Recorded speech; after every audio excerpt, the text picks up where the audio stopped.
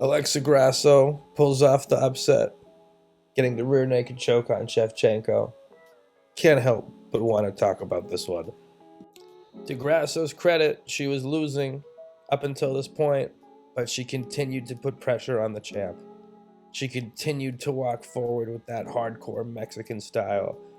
And this is going to put Shevchenko's back against the cage. And just in my opinion, be careful when you throw spin kicks with your back against the cage.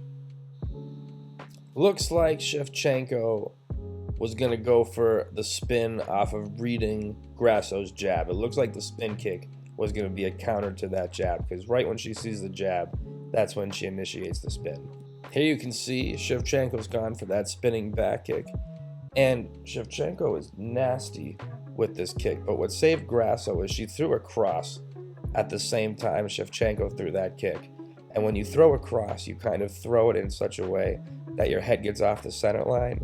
And when she did that, I think that's the action that actually made the kick miss. So here we can see that spin kick is missed. And the problem with when you miss these is it exposes your back.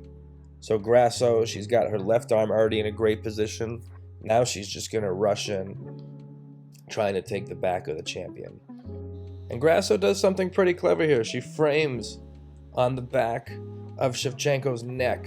That's going to keep Shevchenko down just a little bit longer so that she has time to adjust and then slap on that seatbelt grip. One arm underneath the armpit, one arm over the trap. And what's really impressive is how fast both of her hooks go on at the same time. So watch this. 2 hooks right away. 2 hooks go in right away. And not only that, the force of it actually drops Shevchenko down to the mat.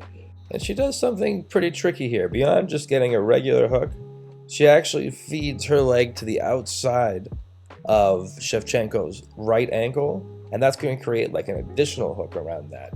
You'll also notice here is where the rear naked choke has started to come on. She's not fully under the chin yet, but you don't need to be fully under the chin to start this thing. A lot of times you just throw it on and figure it out from there. Making some adjustments here. You'll notice, yeah, she has the figure 4 locked up, but the palm, the left palm, is not behind the neck of the champion yet. It's more in like a WWE sleeper hold style right now, but she's gonna get there eventually. Watch this. Using the left leg, she's gonna extend that leg backwards, and that's gonna get the knees and the elbows of the champion further away from each other. So her base becomes weaker and weaker the more that she's spread out, and the more that we're taking those elbows and knees further apart away from each other. Really extending the hips. Grasso really pushing her hips into the champ, and that's going to roll. They're going to roll together over to the left, as you are about to see right now. The roll, and now this is real bad. Grasso starts to lock in the gable grip. So the gable grip is better than that WWE sleeper hold that she had.